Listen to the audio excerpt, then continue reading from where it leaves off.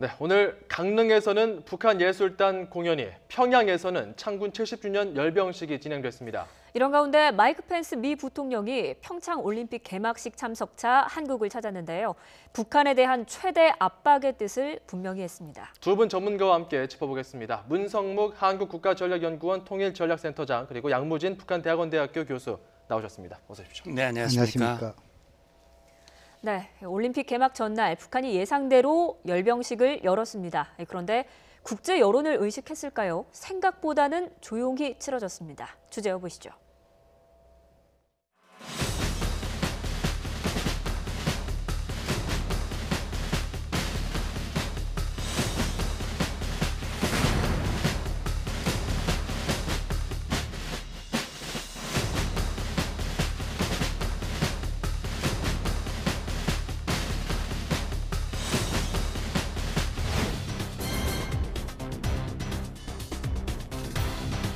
on North Korea until that time comes when they finally and permanently and irreversibly abandon their nuclear and ballistic missile ambitions. 문재인 대통령은 10일 북측 고위급 대표단을 접견하고 오찬을 함께할 예정입니다.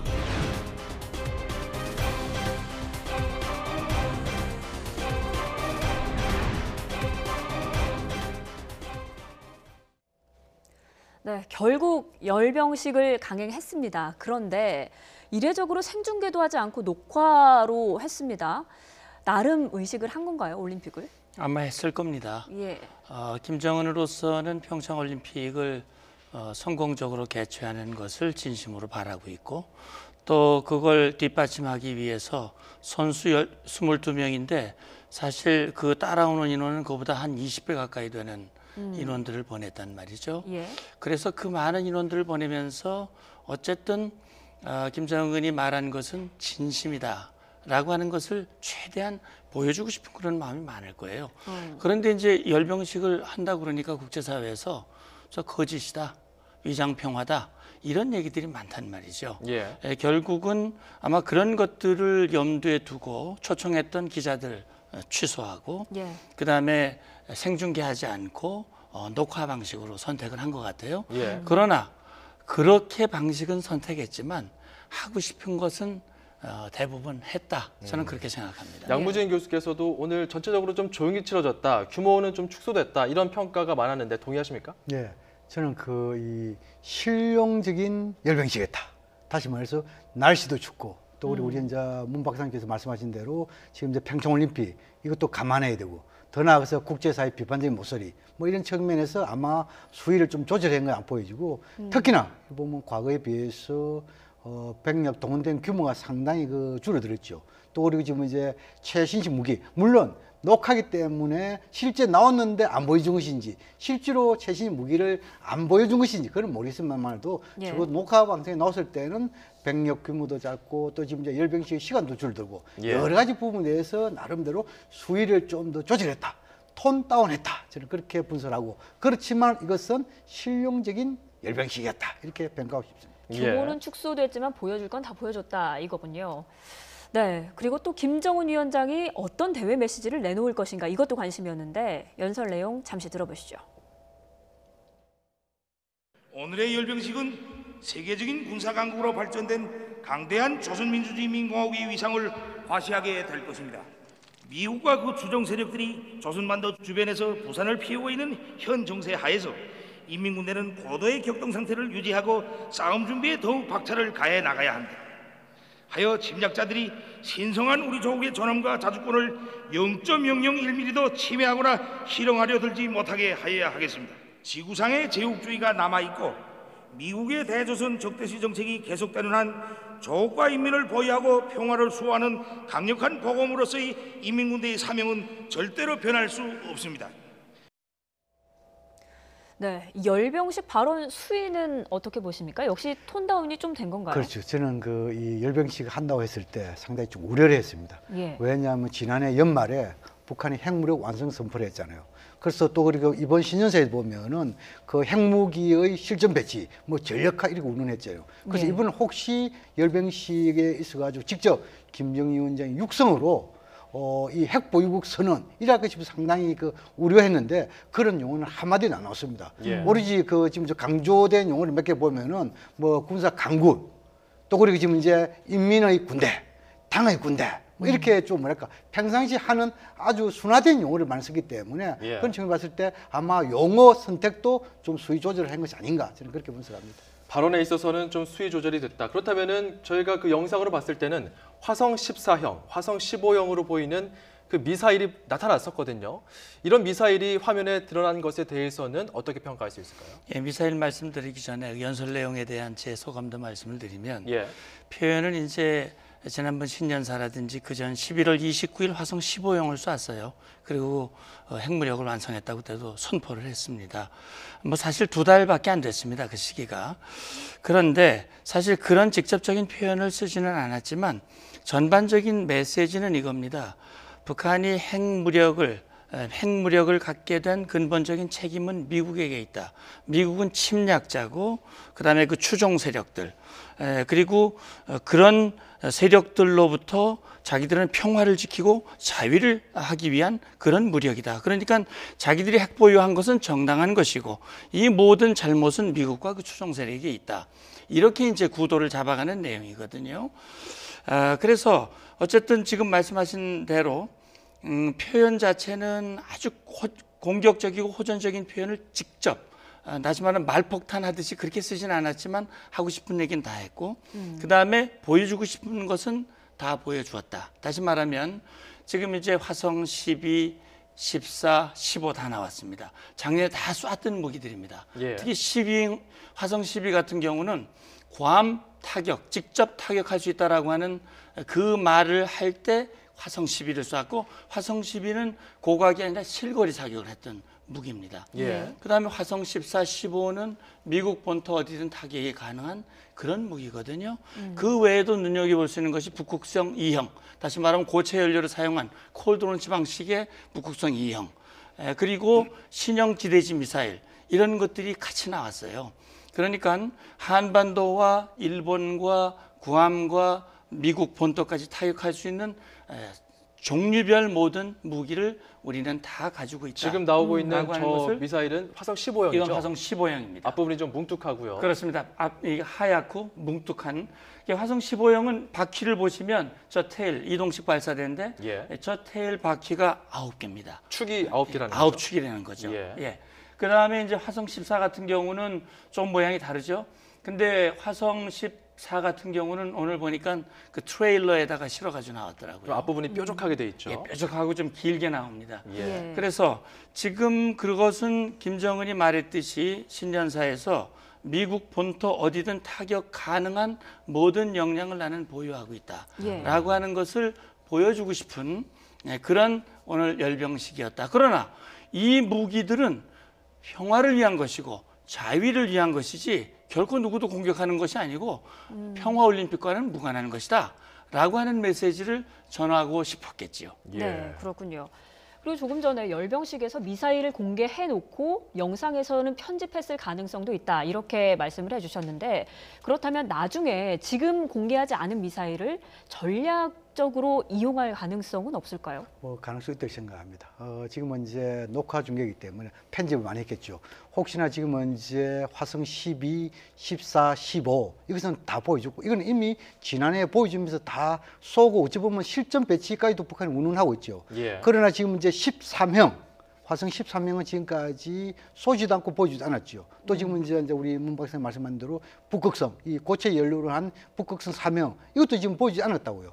그런 측면에서 혹시나 이번에 보여주는데 편집했다라고 한다면 아마 북한은 두 가지 관점에서 이것을 충분히 활용할 것이다. 예. 다시 말해서 우리가 이 평창올림픽 북한이죠. 네. 북한이 평창올림픽과 국제사회의 비판적 목소리를 감안해가지고 우리는 수위를 상당히 조절했다.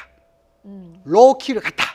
이렇게 이제 이야기를 할 수 있는 대목은 아니고, 그 다음에 지금 이제 남북 관계가 좋지 않고 북미 관계가 악화되고 또 특히 미국을 비롯한 국제사회가 북한에 대해서 제재 압박 강화할 때 아마 맹분으로서 편집된 것을 보여줄 가능성이 있다. 거기에서 지금까지 안 보였던 북극성 3명이라든지 화성 13명 또 지금 이제 제러시 무기에 있어가지고 또 첨단 무기도 보여줄 수 있겠죠. 예. 이런 부분에 대해서 아마 북한이 충분히 활용할 가능성이 있다. 저는 그렇게 전망합니다. 예. 자, 오늘 또 열병식에서 김정은이 이야기한 것 중에 날짜 이야기도 나왔습니다. 열병식 날짜를 옮기면서 노림수가 있는 것 아니냐 이런 전망들도 있었거든요. 평창을 앞두고서 일부러 2월 8일로 4월에서 옮긴 것이 아니냐. 여기에 대해서 좀 저희가 화면을 준비했는데 좀 보여드리겠습니다. 자, 이런 이야기를 했습니다. 조선인민군을 창건하신 위대한 수령, 이제 저건 김일성을 가리키는 것이죠.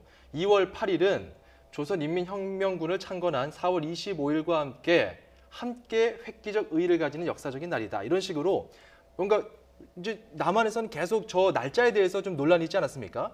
여기에 대해서 김정은이 이야기한 것, 여기에 대해서 좀 의미가 있을 것 같아요. 예, 그러니까 4월 25일은 1932년이에요. 32년이면은 사실 김일성이 12년생이니까 20살 때 조선인민혁명군을 창건했다는 얘기죠.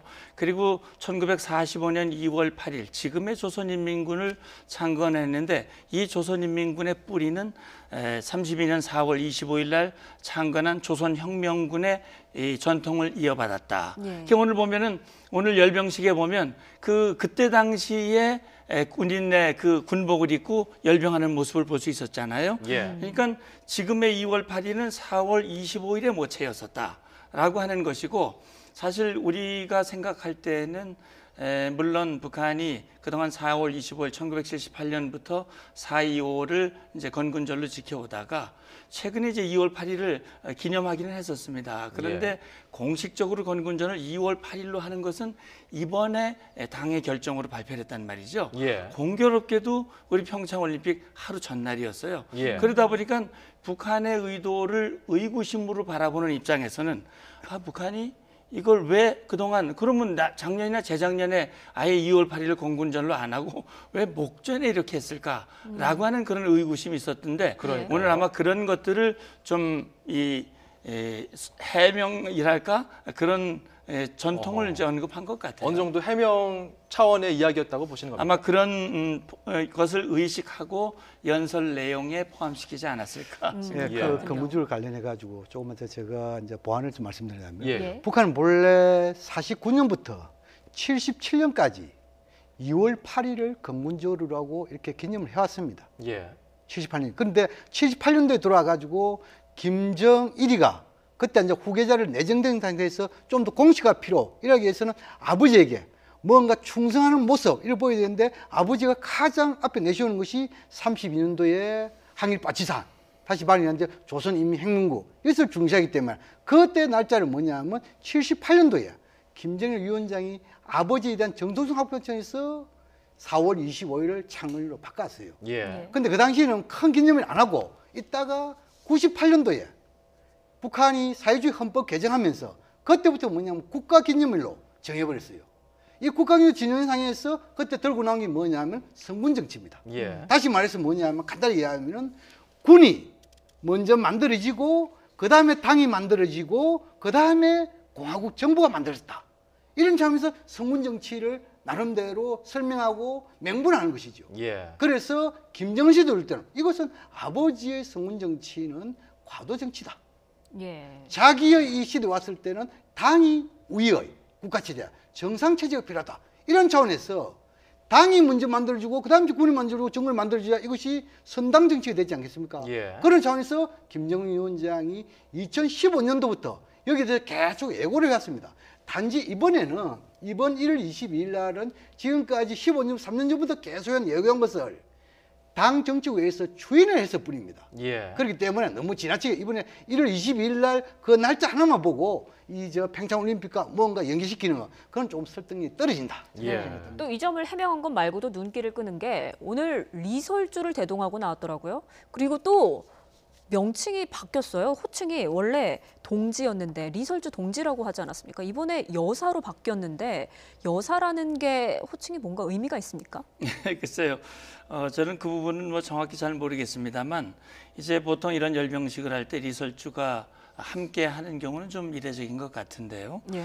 지금 리설주를 대동하고 주석단에 등장했다고 하는 것은 제가 볼 때는 이제 좀 이런 의미를 부각시키고자 하는 것이 아닌가 하는 생각이 드는데 예. 이제 북한은 정상국가다. 그리고 우리는 이 무력을 지닌 건군절 기념행사는 정상적인 행사고 거기에 우리는 이건 평화를 지향하기 위한 것이다. 예. 어느 누구도 공격하고 호전적인 것이 아니다라고 하는 것을 아마 보여주고 싶었을 것이고 예. 그리고 또 뭔가 제가 이거 화면을 자세히 보니까 리설주도 대동했지만 나중에 끝난 다음에 보니까는 뭐 혁명 원론지는 모르지만 나이든 그 노인에 대해서 아주 깍듯이 가서 인사를 하고 그런 모습이 보였었어요. 그래서 가족, 인간 친화적인 그런 어떤 리더십을 부각시키고자 하는 그런 뜻에서 대동도 하고 명칭도 예. 동지라고 하는 건 상당히 좀 전투적이고 그런 의미가 부여될 수도 있을 것 같은데 예. 여사라 그러면은 좀 더 이제 공식적이고 그런 것이 아닐까 전 개인적인 생각입니다. 그러니까 조선중앙TV에서 이제 호명을 할 때 있어서 이설주 여사라고 이제 표현을 한 건데 또 이런 분석도 있습니다. 어느 정도 김정은의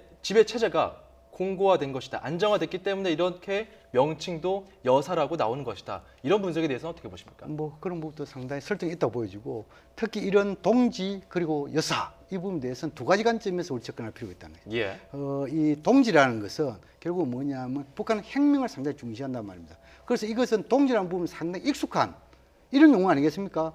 그런데 또 다른 측면에서 보면은 이 여사 이런 부분에는 신세대의 의미 주기지만 동지와 여사를 두 가지 따나 보면은 그 동지라는 것은 좀 직위를 가지고 있는 사람일 경우에 예. 동지라는 표현을 쓰고 여사라는 것은 직위를 없는 상태에서 이런 표현이 아니겠어요. 그래서 제가 보기엔 이 여사라는 것은 아마 이 그 퍼스트 레이디 이 측면에서 하나 있고 또 김정은 위원장이 나름대로 과거에 이런 사람보다도 좀 현대적인 사람, 예. 현대적인 지도자 그런 차원에서 자신의 부인을 여사라고 좀 표현한 것이 아니겠느냐 저는 그렇게 분석합니다. 네, 네. 그렇군요. 또 이런 가운데 미국 펜스 부통령이 오늘 우리 땅을 밟았죠. 펜스 부통령 오늘 문 대통령과 만찬을 가졌는데요. 어떤 이야기를 나눴을까요? 들어보시죠. 미국의 확고한 원칙과 또 긴밀한 한미 공조가 북한을 남북 대화와 평창 올림픽 참가로 이끌어내는데 크게 기여를 했습니다. 우리로서는 이 기회를 최대한 활용하여 북한을 비핵화와 한반도 평화 정착을 위한 대화의 장으로 이끌어내기 위해서 노력해 나가고자 합니다. 늘 강조하지만 이 과정에서 무엇보다 중요한 것은 한미 간의 빈틈없는 공조이며 또 펜스 부통령님과 함께하는 지금 이 순간이 그러한 공조를 확실하게 보여주는 것이라고 생각합니다.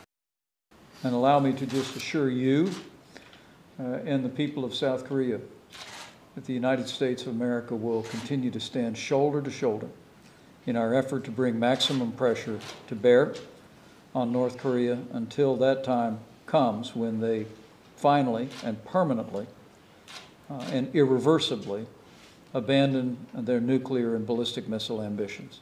Mr. President, I can assure you and your people that our resolve to stand with you is unshakable, and we will stand with the people of South Korea and our other allies in the region until we achieve this objective for the peace of your nation, of this peninsula, and for the wider world. 네, 굳건한 한미 공조를 강조하면서도 문 대통령은 북한과의 대화에 그리고 펜스 부통령은 한반도 비핵화에 조금 더 방점을 찍은 모습이에요. 예, 아마 그렇게 저도 느꼈습니다. 말씀하신 대로. 그러니까 문 대통령께서는 이제 지금 한국과 미국의 노력으로 북한의 평창올림픽 참가 유도, 그다음에 남북 대화 기원인 이것이 한국과 미국의 공동 노력의 결과다. 사실 트럼프 대통령도 이렇게 된 것은 내가 기여한 게 많고 문 대통령도 나한테 감사했어. 그런 얘기를 했단 말이죠. 아마 그런 걸 강조를 했고 이제 문 대통령은 이런 기회를 핵 문제를 해결하는 그런 어떤 대화를 확대하는 그런 계기로 만들었으면 좋겠다는 그런 부분에 이제 무게를 둔 것이고 예. 거기에 대해서 화답한 펜스 부통령은 이제 비핵화 문제를 먼저 얘기했단 말이죠. 어떤 CVID라고 얘기하지 않습니까? 확실하고 검증 가능하고 돌이킬 수 없는 그런 형태로 북한 핵 문제를 해결해야 되고 그것을 해결하는 가운데 한국과 동맹국과 굳건하게 함께 가겠다. 이 원칙은 결코 흔들리지 않겠다. 그렇게 해서 반드시 평화를 이루어내겠다. 라고 하는 부분을 분명하게 얘기를 했어요. 그래서 예. 평창 올림픽을 성공적으로 개최하고 남북 대화를 하는 거 좋지만 역시 모든 방점은 북한의 비핵화에 두고 있다라고 하는 부분이 이제 좀 강조점이 약간 좀 달라 보이기도 했습니다. 예. 네. 또 그러면서도 북한에서는 또 미국의 대화를 구걸한 적이 없고 앞으로도 그럴 것이다 이렇게 얘기하면서 또 강대강 입장을 나타내고 있거든요. 이 사이에서 우리나라는 어떻게 좀 입장을 취하고 어떤 노력, 중재를 해야 됩니까? 중개를 해야 됩니까? 중재가 맞는 것이죠. 중개라는 것은 그 단순하게 연결하는 것이고 중재라는 것은 그 아이디어, 목차, 뭐 여러 가지 컨셉 다 여러 가지 포함시키는 거 아닙니까? 그래서 보통 외교 관계에서 중재 이런 용어를 많이 중개라는 용어를 잘 안 씁니다. 근데 지금은 이제 북한이 예를 들어 가지고 지금 이제 미국하고 대화할 일 없다. 이것은 일종의 기싸움이라고 봐야 됩니다. 대화할 일 없다는 것은 지금은 이제 미국의 대화를 구걸하지 않겠다는 것이지 적절하게 중재자의 역할 또 그리고 미국이 대화를 요청하면 문제 할 수 있다 이렇게 역으로 해석할 수 있거든요. 예. 그런 차원을 봤을 때 지금은 이제 아마 그 이 북한의 외무성 국장이 나와서 한 이야기는 그 이 지금 이제 미일 지금 펜스 부통령과 아베 이 총리 간에 뭡니까? 지금 이제는 대화보다도 최대 압박 제재할 때다. 여기에 대한 하나의 그 뭡니까? 반발로서 이렇게 나오고 또 그것을 연장해 보면은 이것은 결국은 기사입니다. 이렇게 보여지고 이런 기사함상에서 일단 우리가 지금 이제 문재인 대통령이 오늘 펜스 부통령 만나가지고 지금 문제 비핵화를 위한 대화할 때다. 또 그리고 그 이전부터 계속 강조하는 것이 한반도 문제에 있어가지고 남북 대화와 북미 대화는 선순환돼야 된다. 다시 말하면 한반도의 비핵화와 평화체제 구축하기 위해서는 남북 관계만 잘 돼서 되지 않는다. 또 북미 관계만 잘 되지 않는다. 이 두 가지가 선순환, 같이 돼야만이 나름대로 한반도의 지속 가능한 평화가 있다. 이것을 개기식마다 강조했단 말입니다. 예. 네. 그런 차원을 봤을 때 지금 이제 남북 간에 고위급 대화 또 그리고 연락 채널 다 복원되지 않습니까? 그렇다면 이 복원된 상태에서 이 올림픽을 계기로 해가지고 북미 간에 좀 서로 만나게 해주면서 예. 좀 언제 그 이 접촉도 하고 차도 한잔 마시고 이것이 이제 문재인 대통령의 전략적인 그 관점에 생각이 되는데 그러나 지금은 이제 그 녹록지만은 않은 것 같아요. 예. 왜냐하면은 북미 당국 간에 워낙 불신이 고리 깊습니다. 예. 또 그리고 비핵화 평화체제 이런 현안 문제에 있어 가지고 북미 양국 간에 너무나 입장 차이 큽니다. 그래서 이번에 아마 북미 간에 무슨 그 악수한다든지 조라든지 뭐 잔잔 할 줄은 모르겠지만도 그런 상징성의 만남이 있을지라도 의미 있는 결과 도출의 만남 가능성이 좀 낮은 것이 아닌가 이렇게 예. 전망합니다. 네, 일단 우리 정부도 다양한 가능성을 열어놓고 좀 준비를 해야 될 것 같고요. 또 이런 예. 가운데 내일 김여정이 전용기를 타고 오는데 일단 전용기를 타고 오는 건 제재 대상은 아닌 건가요? 예, 일단 뭐 북한 김정은의 전용기가 뭐 유엔 안보리 대북 제재 대상은 아닌 걸로 알고 있습니다. 고려항공을 타고 온다면 그건 아마 제재 대상이 되니까 논란이 될 수 있겠죠. 네. 아마 그 논란을 피하기 위한 것인지는 모르겠습니다만 제가 생각할 때는 그것보다는 일단 김영남은 물론 실권은 없다고 하지만 명목상 북한의 국가 수반이거든요. 예. 국가 수반의 자격으로 오는 것이고 거기에다가 김정은의 친여동생 이제 처음으로 백두혈탱의 그 피부치가 우리 이제 방남을 하게 되는 것인데 예. 아마 그런 차원에서 격을 맞추기 위한 그런 차원에서 전용기 2014년에도 그때 당시 황병서와 최룡해, 김양건 3인방이 내려올 때도 전용기를 타고 내려왔거든요. 예. 이번에도 아마 그런 차원에서 전용기를 택한 것으로 생각이 됩니다. 네, 예. 그런데 또 같이 오는 고위급 대표단의 최휘 노동당 부위원장, 이 부위원장은 제재 대상이잖아요. 유엔 맞습니다. 제재 대상이죠. 여행을 맞습니다. 아예 할 수 없는데 네. 이 문제는 내일 새벽에 결정이 된다면서요. 그렇죠. 그래서 우리 정부는 기본적으로 이렇습니다. 북한은 이제 어떻게 보면 죄제 전선을 흐트리려고 하는 그런 속내가 있을 거예요. 우리는 한미동맹 국제공조가 중요하기 때문에 남북관계 교류를 하더라도 그 틀 내에서 한다라고 하는 입장에서 역시 유엔 안보리 제재 대상이기 때문에 예. 절차를 밟아서 유엔 제재위원회에다가 협조 서한을 보내고 제재위원회에서 이사국들에게 공람을 해서 말씀하신 대로 내일 새벽까지 반대하는 나라가 없으면 자연스럽게 이번 평창올림픽 기간에 한해서 유예 또는 면제하도록 그렇게 한다면 제가 볼 때는 아마 세 사람 김영남을 포함한 4명 이번에 대표단이 함께 오는 그런 상황이 되지 않을까 생각을 합니다. 예, 또 이제 오찬도 하게 되잖아요. 문 대통령과 그 최고위급 대표단이 이제 올 텐데 만나게 되면은 이제 그 김정은의 어떤 서신 같은 것이 전해질 것인지 아니면 메시지가 전달될지 여기에 대해서도 좀 관심이 집중되고 있어요. 그 말씀 드리게 전에 지금 내일 그 북한의 고위급 대표단이 올 때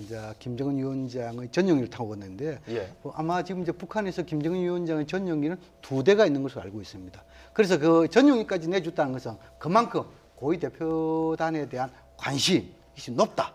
또 나름대로 이 대표단이 잘 다녀오도록 나름대로 기대하는 뭐 그런 측면이 있지 않겠냐. 그래서 전용기를 내준다 이렇게 보여지고 그다음 지금 제재와 관련해 가지고 지금은 김여정과 최희 김여정은 미국으로부터 독자 제재가 되어 있죠. 예. 또 그리고 지금은 최희는 미국 유엔 모두가 제재인데 방금 우리 앵커께서 말씀한 대로 지금은 여행 원래 이 두 사람은 뭐냐 하니까 이 북한 인민들에 대해 가지고 뭔가 통제하는 선전운동 여기에 대해서 앞장섰기 때문에 아마 제재 대상이 됐을 겁니다. 예. 그러나 컨트롤 봤을 때 지금은 유엔 대북 제재위원회에서 일단 최희에 대해서는 좀 더 우리 측의 요청을 수용하는 쪽으로 간다면 적어도 뭐 미국으로부터 제재 이것도 좀 해제되지 않을까 이렇게 보여지고 그다음 지금은 마지막으로 지금은 우리 문재인 대통령과 이 예. 대표랑 만남이 있어가지고 제가 보기에는 아마 김여정 제1부부장이 김정은 위원장의 친서를 구두 친서 정도 휴대호지 올 가능성이 높다. 그 내용은 예. 아마 평창올림픽의 성공적인 개최 그리고 남북관계 개선에 대한 의지 이란 휴대를 지참해올 가능성이 높다 이렇게 전망합니다. 자, 예. 그 내용을 이제 받아들이고 또 하나 좀 궁금한 것은 이제 북미 간의 어떤 불신의 골이 깊다라고 아까 분석해 주시지 않았습니까? 그런 가운데서 문재인 대통령이 어쨌든 개회식 때 펜스 부통령과 또 북한의 고위급 대표단이 만날 조우할 가능성이 지금 높은 상황에서 뭔가 좀 중재 역할을 할 수 있다면 어떤 게 할 수 있을까요?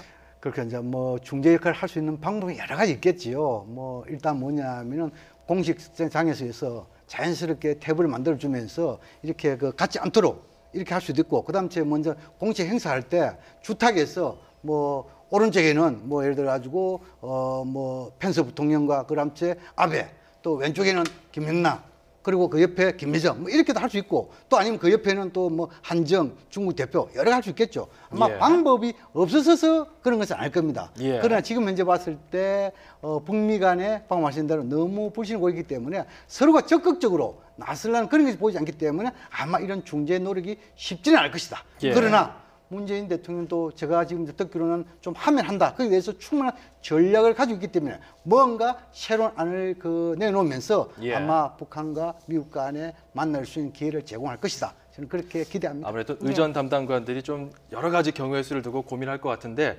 어떻게 내일 개회식 때 좀 어떤 모습들이 연출될지 지켜보도록 하겠습니다. 어찌됐건 한반도를 둘러싼 정치, 안보 현황은 아직 겨울 분위기가 좀 납니다. 하지만 문화 쪽에서는 남북 간에 봄이 싹트고 있는 것 같습니다. 주제해 보시죠.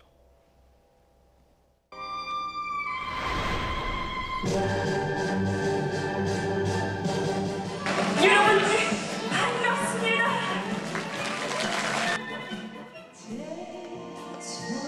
우리가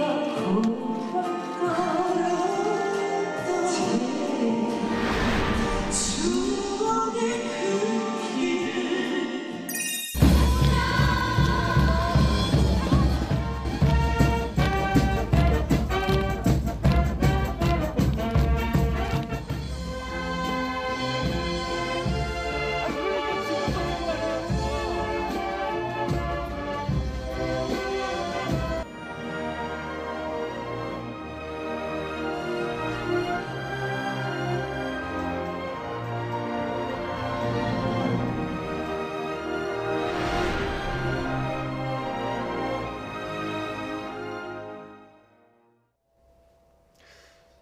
손을 잡았습니다. 사실 그 북한 탈북민들을 제외하고서는 북에서 온 사람들 만나기가 남한 사람들이 쉽지가 않잖아요. 그럼요. 이런 분위기 속에서는 좀 어느 정도 화해 분위기가 좀 조성되는 것 같다는 느낌도 듭니다. 예, 그렇죠.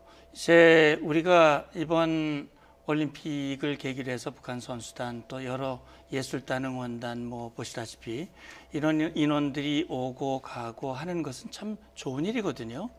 대화가 이루어지고 서로 소통이 되고 특히 이런 문화나 체육 분야 같은 경우는 비정치 비군사 분야이기 때문에 이런 분야에서 교류가 많아지고 서로 동질감, 생각과 이런 말과 이런 것들이 소통이 되는 것은 좋은 겁니다. 원래 우리가 하나였었고 또 통일로 가야 되는 거거든요. 다만 이것을 가로막는 그런 아주 정말 핵심적인 요인이 지금 해결이 안 되고 있기 때문에 남북 관계가 경색 국면으로 이어지고 있는데 이것이 평창 올림픽을 계기로 한 일회성 행사로 끝날 것인가? 아니면 그 이후에도 계속 이어지고 이것이 확대될 수 있는 것인가 하는 것이 지금 이제 앞으로 우리가 풀어야 할 숙제라고 봐야죠. 네, 또 오늘 입촌식에서 눈에 띄는 게 인공기가 올라가니까 북한 선수단이 눈물을 보이기도 했어요. 그래서 이제 이 북한 입장 볼 때는 상당히 이 이국 땅 아닙니까? 같은 민족이 사는 거지만도 그래서 자신들의 깃발이 올라간 데에서 뭐 눈물을 보여주는 측면이 있겠죠. 그러나 그것이 뭐 감동인지 아니면 또 그렇게 뭐 훈련받아 온 것인지 그건 우리 알 수 없죠. 어쨌든 간에 북한 또 뿐만 아니고 우리도 혹시 뭐 북한이라든지 또 다른 데 가가지고 우리 또 정적인 이런 우리 민족 아닙니까? 우리도 또 눈물 흘린 건 모르겠죠. 그러나 이러한 눈물에 있어서는 나름대로 문화적인 이런 동질성 또 그리고 지금 이제 특히 깃발이라는 것도 제외하고 이것이 한국 땅이라는 쪽에서 남북이 하나 되는 막 그에 대해서 좀 감동이 겨워가지고 결국 눈물 흘리는 거 아니겠냐 저는 그렇게 해석하고 싶습니다. 네, 자 응원단의 그런 연주 모습도 상당히 이색적이었고요. 오늘 오전에 응원단이 좀 주목을 받았다면 저녁에는 또 삼지연 관현악단이 강릉에서 공연을 펼쳤는데요. 그 공연장에서 어떤 이야기들이 오갔는지 잠시 좀 보도록 하겠습니다. 여러분들 반갑습니다.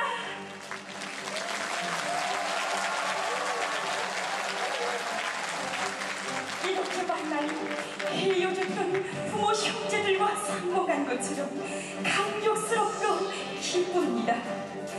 우리 모두는 갈라져 살 수 없는 하나의 교리, 하나의 민족이라는 혈연의 뜨거운 정을 안고 이 자리를 같이 하고 있습니다. 우리 삼지연 관현악단은 이번 올림픽 경기대회를 민족의 경사로 성대히 준비한 여러분들을 축하하기 위해서 여기 강릉을 먼저 찾았습니다.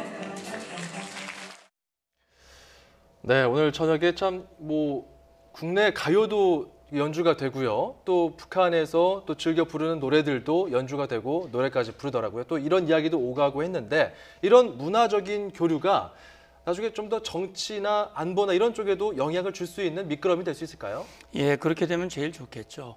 그러나 이제까지 남북 관계를 보면 이런 비군사, 비정치 분야의 교류들이 결국은 군사적인 대결이나 충돌 이런 걸로 해서 단절됐던 일들이 너무나 많아요.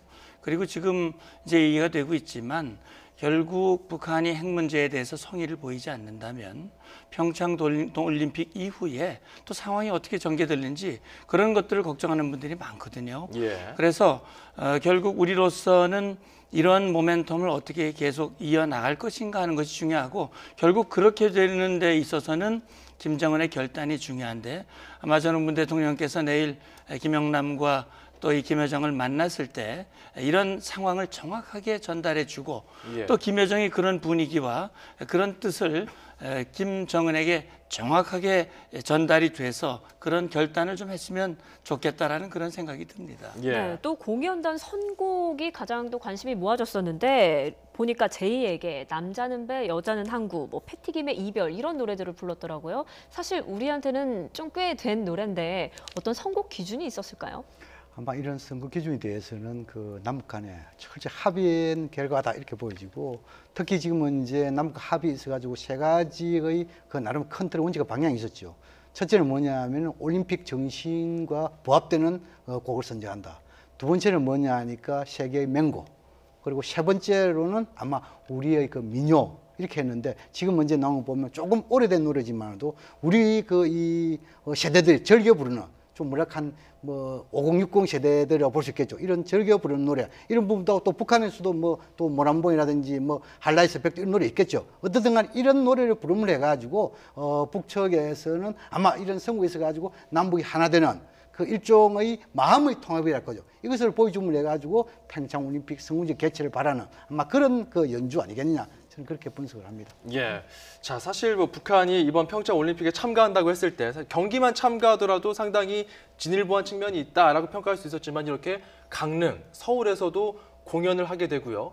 이렇게 예술단의 공연이 갖는 의미 어떻게 좀 짚어볼 수 있을까요? 예, 결국 이제 거의 16년 만에 이런 행사가 다시 이어졌단 말이죠. 그래서 이것은 앞서 제가 말씀을 드렸습니다만 김정은이 이제 신년사를 통해서 평창 올림픽을 민족의 올림픽으로 규정을 하고 이것이 성공적으로 개최되도록 적극적으로 협조할 의지를 표명을 했고 그걸 행동으로 옮기고 있어요. 예. 그래서 아마 제가 생각할 때는 이 북한 매체에서도 늘 얘기를 합니다. 아, 이게 다 죽어가는 올림픽을 김정은 위원장이 살려줬다. 뭐 이런 얘기도 하는데 예. 어쨌든 간에 이런 예술단의 공연 이것이 또 우리의 공연이 평양에 가서 이루어지고 이런 것들이 오가는 문화 교류의 폭이 넓어지고 확대가 되는 것이 작은 통일의 첫걸음이라고 볼 수 있습니다. 예. 그래서 이것과 함께 여러 가지 걸림돌들을 해결하기 위한 그런 노력들을 해나가야 되겠죠. 예. 예. 자, 오늘 두 분의 분석은 여기까지 정리하도록 하겠습니다. 지금까지 문성묵 한국국가전략연구원 통일전략센터장, 양무진 북한대학원 대학교 교수였습니다. 두 분 고맙습니다. 감사합니다.